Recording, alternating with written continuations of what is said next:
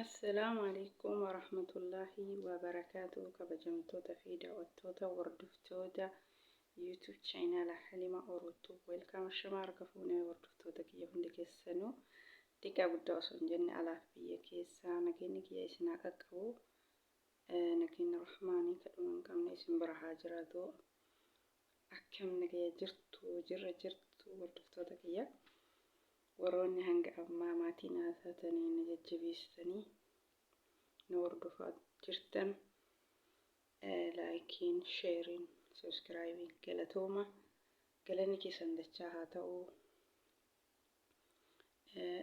galatooma ammallee waan jammartan bakkaan gayaa waan xaartan itti milkaa'aa isiniin jedha namni xaare kamuu waan xaaree bu'aa argatee gammachuu itti gammaduu rabbiin sinaa taasisuu nama hunda keessanuu jechuudha. Warroonni haaraa taatan immoo asumaan gara YouTube channel kiyyaatti dabalamuudhaan maatii naa ta'an jajjabeessaa isiniin jedha egaa hordoftoota kiyya. Galanni keessan guddaadha galata keessan himee fixuu namni osoo nama dhifatiin yoo nama jajjabeesse rabbiin isaa haa jajjabeessuu jechuudha. Nama osoo nama dhifatiin nama osoo hin tuffatiin nama jabeesse jechuudha. Egaa hordoftoota kiyya viidiyoon kiyya kanarra irraa dubbachuu dhufe yeroo waan nama rifachiisuu waan nama suukaneessuu dhagayan nama hin callisiisuu jechuudha. Akkuma san maalii jechuun keessan hafu egaa hordoftoota kiyya viidiyoo samoona ijoolleen Itoophiyaa namni lama mucaa biyya Arabaa ajjeese jedhanii samoona kana viidiyoon sooshaal miidiyaa hundarra deddeemaa jira. Gizeema namoonni bahe namni irraa dubbataa jechuudha.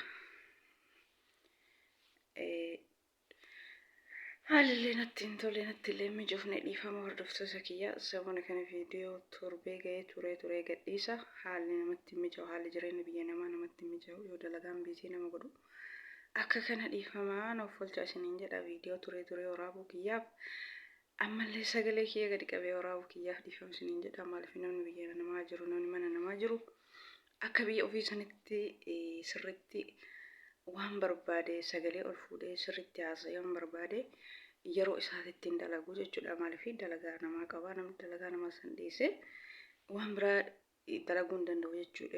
Yeroo xiqqoo kana rahaa argatetti yoo dalage malee dalagaa dhiifneetiniin guyyaa guyyaan viidiyoo gadi dhiisuu hin dandeenyu kanumaa fi naaf olchaa isiniin jedha.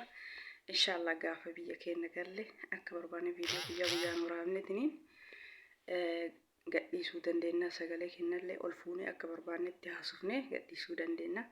Kanaafuu amma hanga biyya namaa kana keessaa galuutti sagaleen kennallee sagaleen kiyyaallee isinitti dhaga'amuu baate obsumaan na dhageeffadhaa isiniin jedha. Maaliif inni beeytan jechuun namoonni biyya namaa jirtan namoonni mana namaa jirtan namni akka fedha ofiititti sagalee ol kaasee akka fedha ofiititti viidiyoo guyyaa waraabuu hin danda'u jechuun maaliif dalagaadha haalli namatti mijaa'u.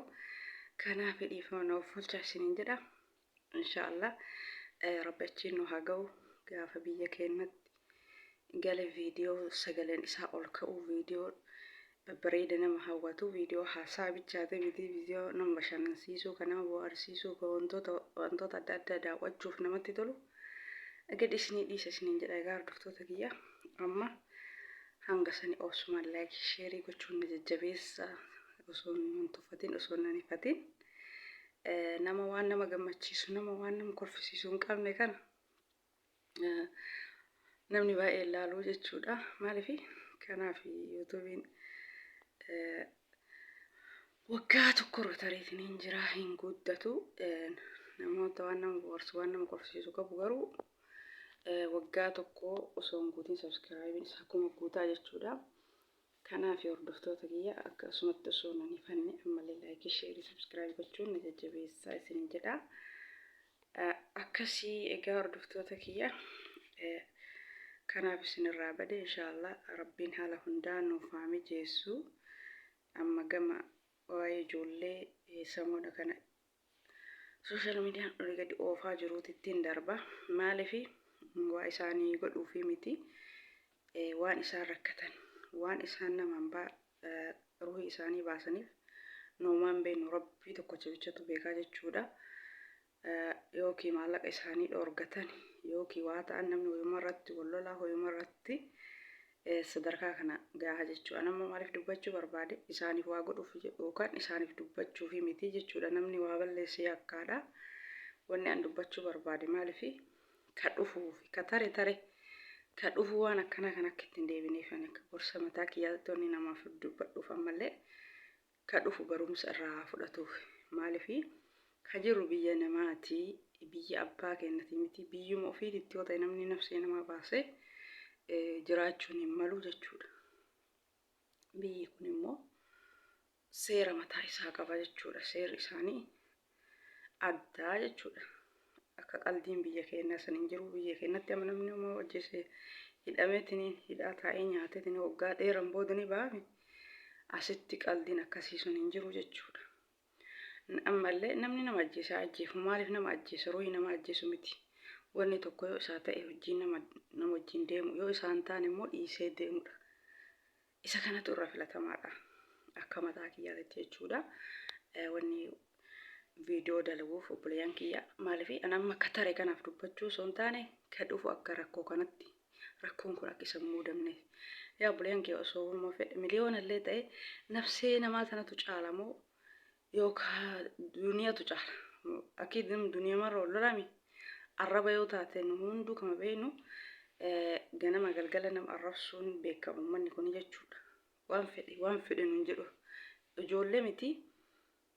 Amma mucaan kun akka viidiyoo irratti ilaalan dhaanii xiqqaadha. Ijoollee miti jaartiin jaarsi manguddoo mangudditti nama arrabsaa jiranii jechuudha biyya nama kana keessoota. Takki mindaa dhoorgatuu lammata yookaan dhawu sadaffaa arrabsuu kanuma wanni isaan godhanii jechuudha. Kanaafi birrii keessanillee isin dhoorgatan isinillee arrabsan waan fedhanillee isiniin jedhan kana hunda gadi dhuyneetiniin jiraataatiin jira jechuudha. Namni obsaan aannan goromsaa dhugaa jedhanii meree biyya keenya kanatti yoo mammaakan obsaan sadarkaa guddaa gaya malee waa balleessuun waan jijjiiroo nafsee ofii balleessi malee namni nafsee namaa balleessi osoo kaba'ullee taate gabbayee dalagatuu hin danda'u jiruu isaa keessatti gammachuun argatu gaddaan jiraata malee jechuudha. Maaliif yaa obboleeyyan kee biyya namaa kana dhuftaniimi arabaan jaraa walloltaniimi mindaa isin dhoorgataniimi isin arrabsaniimi mindaa haga fedhanillee isin haa dhoorgatan maal gootarree nafsee teessantu caala moo nafseen teessan bahutu caala duniyaa dhabutu caala moo nafseen teessan bahutu caala duniyaa san isin dhoorgatan dhiiftanii biraa deemtanii nama miidhe rabbiin isa miidhaa jechuudha hin tura malee dhiiftanii biraa deemtanii nagaan gara biraa deemtanii dalagatu isinii wayya malee nafsee namaa baastanii bahuuf deemuun hin danda'amu jechuudha. Aariin wanna nama goote hin goone hin jiru jechuudha. Aariin wanni isiin nama hin goone hin jiru jechuudha. Illikii bayoo jedhan immoo shayxaan. Shayxaan immoo gara biraatitti nama oofa. Yaa obboleeyyan kiyya yaa shabaaba kenna. Ka dhiirallee ta'e ka dhalallee ta'e itti riyaadin keessatti waggaa dhuftee ji'a shanitti hidhamte waggaa tokko hidhamte birrii haga kanaa gaafatan kanallee hin argita. Kunillee gorsa nuuf ta'a. Ijoollee isaanii aartanillee isin arrabsitullee isin dhooftullee gadi dhugaa duniyaa teessan ta'a. Manaa baatanii rakkoo teessan ta'a manaa baataniif sallaala malee quufa isaanii san ilaalina. Quufa isaanii ilaalanii wajjin deeman waan guddaa keessa nama galcha jechuudha. Waan ruhii namaa baasu. Dalagattee duniyaa of jijjiiruuf dhufteettiniin ruhii kan kee dhabdee haadhaaf abbaan kan kee miidhamaa jechuu biyyatti.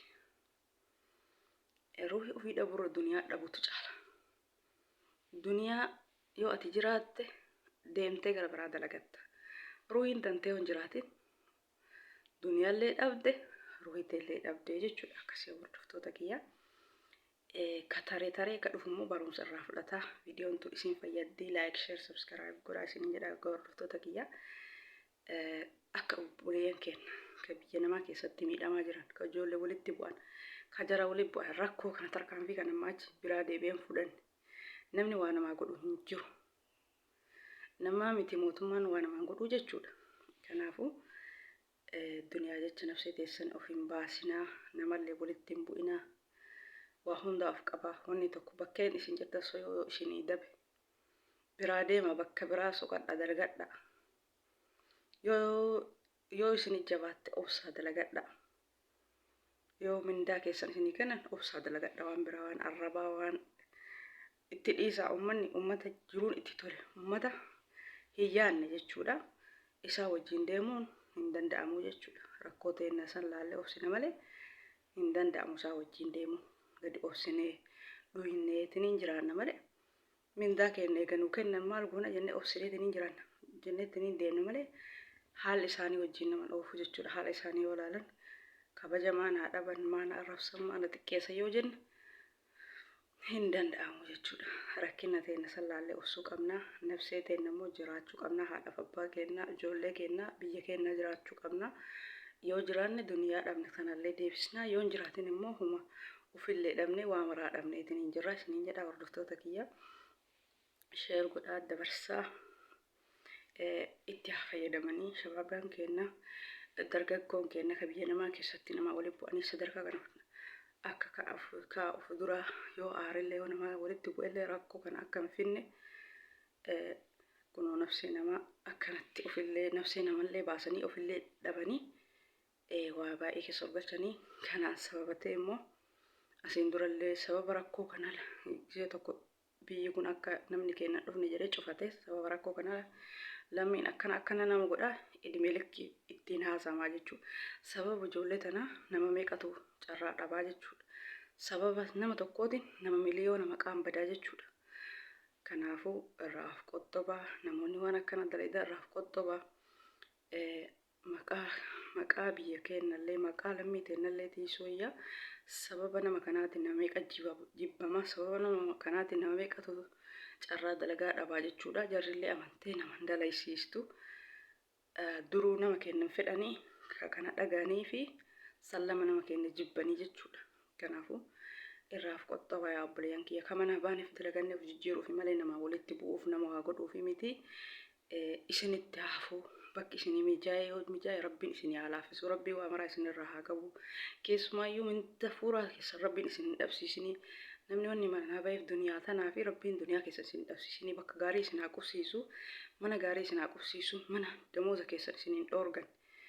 Kan arrabaa isaa akkuma argan guyyaa guutuu akka nama nu arrabsaatiniin obsineetuma dalaganna warri arraba xooxeffattan. Arraba ijoollee xooxeffattan obsa. Arraba nama guddaa ima nama arrabsan hundi isaaniitu ima nama arrabsanii obsa mindaa keessa isin kennan. Waa mara obsa gadi dhugaatiin fuula keessanillee of qottobaan isiniin jedhaa dhaamsi kiyya kana fakkaataa. Assalaamu alaykum warahmatullahi wabarakaatuh. Kabajamtoota fi daawwattoota hordoftoota kiyyaa obboleeyyan kiyya of eegaa. Rabbi nama haa eegu. Numaan of eegna miti. Rabbiin guddate nu haa eegu. Nagaan manaa baane nagaan biyya nu haa galchu. Rabbiin musiibaa akkana numarraa haa qabu. Assalaamu alaykum warahmatullahi wabarakaatuh. Nagayaan tura hordoftoota kiyya. Baay baay. Hanga viidiyoo biraatti walitti deebinutti.